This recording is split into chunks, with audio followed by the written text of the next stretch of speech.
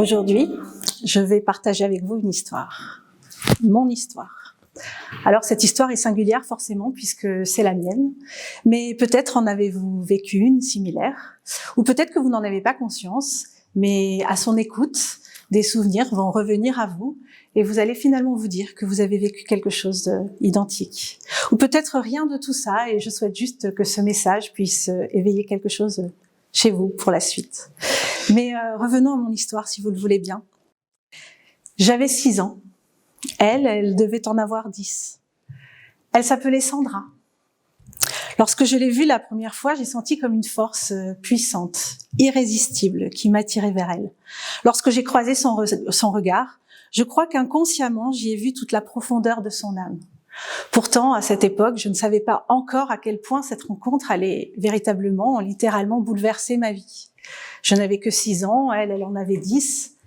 Elle s'appelait Sandra et c'était une petite ponette blanche. Alors forcément, à cet instant de l'histoire, vous allez vous dire, bon, c'est bien mignon tout ça, mais l'histoire de la petite fille avec son petit poney, c'est un peu pathos, un petit peu bisounours. Mais je ne crois pas. Je vous propose de poursuivre. Enfant, je comprends très vite que je perçois le monde de façon très intense. Tous mes sens sont exacerbés, mes émotions sont décuplées. Par exemple, lorsque je suis triste, je ne suis pas simplement triste, je suis très triste. À l'inverse, lorsque je suis joyeuse, je ne suis pas simplement joyeuse, je suis extrêmement joyeuse, voire carrément exaltée. Bref, je suis hypersensible. Peut-être vous reconnaissez-vous dans ce trait de caractère ou ce schéma de fonctionnement plutôt, qui fait que certains êtres sont parfois déstabilisés, emmenés par un flot d'émotions incessant, intense. Ça peut être bousculant, perturbant, très déstabilisant parfois. Pour ma part, est-ce que cette hypersensibilité allait piloter ma vie? Est-ce que j'allais le porter comme un poids, comme un fardeau? Ou bien alors, allais-je bien inconsciemment à cette époque en faire une véritable force? Et c'est bien des années plus tard que j'ai compris que ma rencontre avec Sandra avait été déterminante et qu'elle m'avait donné cette force. Alors Sandra, mais aussi Petit Tonnerre, Jumper, Chippy, Farceur, Perrette, Darius, Aladin et tant d'autres, les chevaux. Le cheval, cet animal hors du commun, vous savez, il est bien ancré dans notre inconscient collectif. Le cheval, un véritable miroir de notre âme, c'est un être noble, puissant, pur, sincère et authentique. Le cheval, lui, il sait être tout le temps, dans l'instant présent, ici, maintenant, alors que nous, simples bipèdes, nous sommes souvent emmenés par nos pensées volatiles. Et la rencontre avec les chevaux m'a véritablement nourrie, inspirée, guidée toute ma vie, me donner cette force et cet ancrage. Par exemple, lorsque j'ai 7 ans, il m'aide à ne pas subir le divorce de mes parents. De la même manière, à l'adolescence, vous savez, lorsque les perturbations hormonales viennent quelque peu faire vriller ou vaciller les adolescents durant quelque temps, moi je traverse toutes ces périodes avec finalement beaucoup de maturité, de solidité, de sérénité. Jeune adulte, je m'oriente vers des études en sciences humaines, plus précisément en sciences de la communication. Tiens donc, les relations avec le vivant m'ont toujours passionnée et c'est assez raccord finalement avec qui je suis. Les chevaux ne me quittent pas et parallèlement, je continue à pratiquer l'équitation et comme j'ai le désir de transmettre, j'obtiens un diplôme pour enseigner l'équitation. Du côté universitaire, lorsque j'obtiens mon diplôme en communication, je commence à travailler en agence de communication. Je gère des campagnes publicitaires, des lancements de produits, je fais de l'événementiel. C'est bien, c'est passionnant même. Je suis au cœur des relations humaines. C'est complètement raccord avec mon parcours, avec mes envies, avec ce que j'aime faire. Mais, il y a un mais. Parce que mon profil d'hypersensible a besoin de plus d'intensité. J'ai besoin de vibrer davantage dans ce que je fais et dans ce que je produis. Les chevaux sont toujours à mes côtés et je sais que c'est eux qui vont me donner la clé. Et puis un jour, je viens faire un stage de perfectionnement à Saumur. Vous savez, Saumur, vous connaissez peut-être le cadre noir de Saumur, le temple de l'équitation française. Lorsque je rentre dans cet endroit, là où ces hommes, ces experts qui font rayonner l'équitation française à travers le monde, lorsque je rentre dans ce lieu, je suis comme happée par ce lieu, comme hantée par ce lieu. C'est un choc, une véritable révélation. C'est comme si l'histoire de ces hommes et de ces femmes, unis à leurs chevaux depuis des siècles, venait résonner très très fort en moi. Et comme par hasard, mais finalement, le hasard existe-t-il? Le Cadre Noir recherche à l'époque quelqu'un pour s'occuper de leur communication. Je postule et j'obtiens ce poste.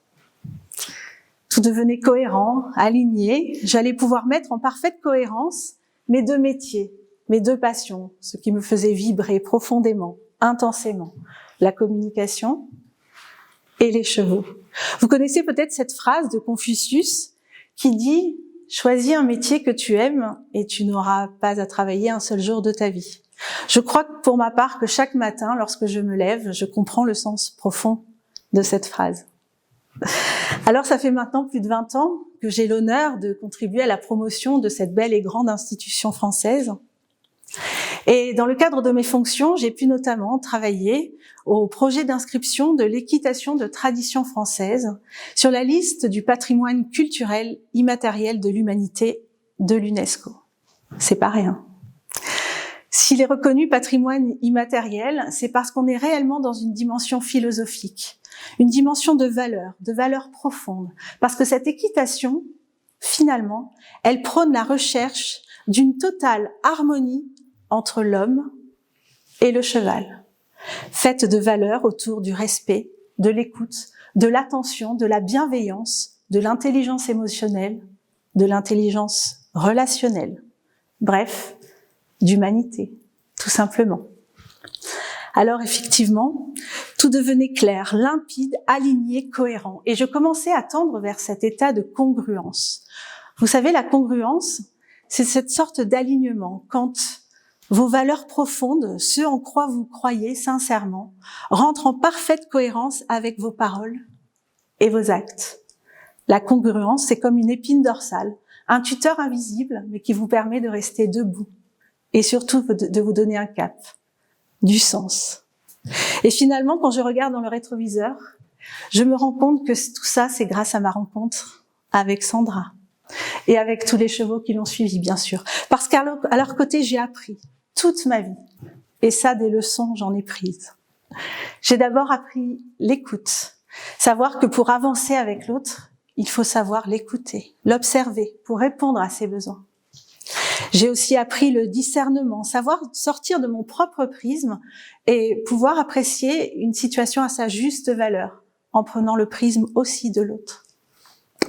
J'ai appris l'humilité. Oui, le cheval est fort, puissant, et il sait parfaitement vous remettre les pieds sur terre, au sens propre comme au sens figuré. Et lorsqu'il est en désaccord avec vous, vous allez très vite remettre les pieds sur terre. C'est la chute, ça fait mal physiquement, mais très souvent, c'est l'ego qui a mal.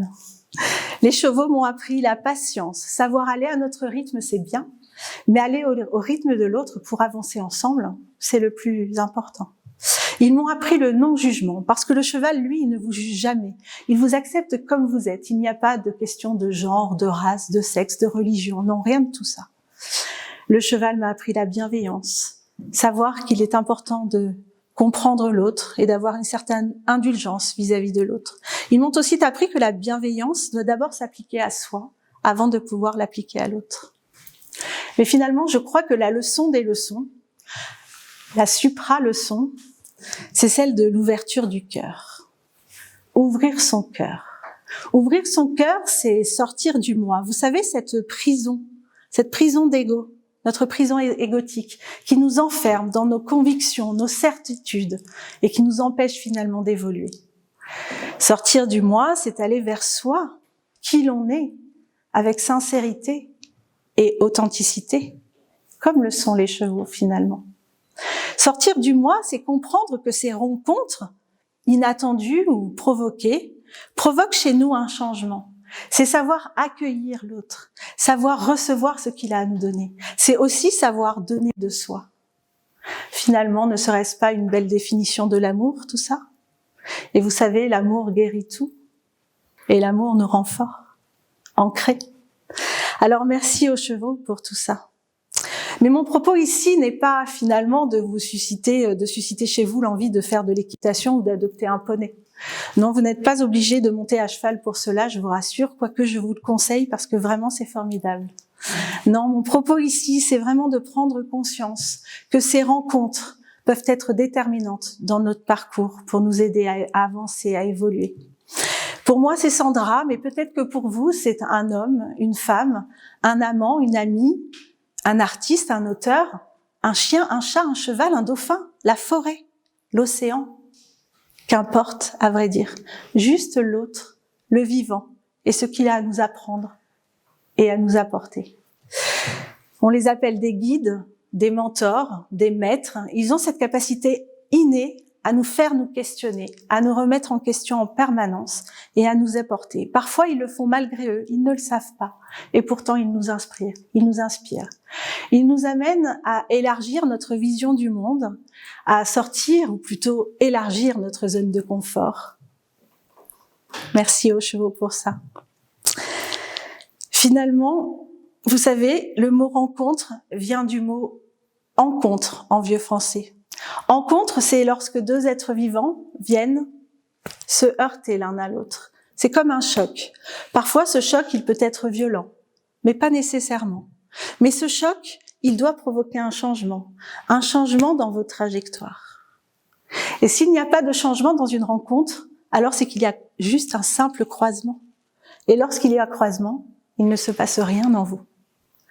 Alors, et vous, quel est celui, celle ou ceux qui vous ont nourri, guidé, inspiré et qui vous ont permis d'allumer la petite étincelle au plus profond de vous? Moi, elle s'appelait Sandra. Et vous ?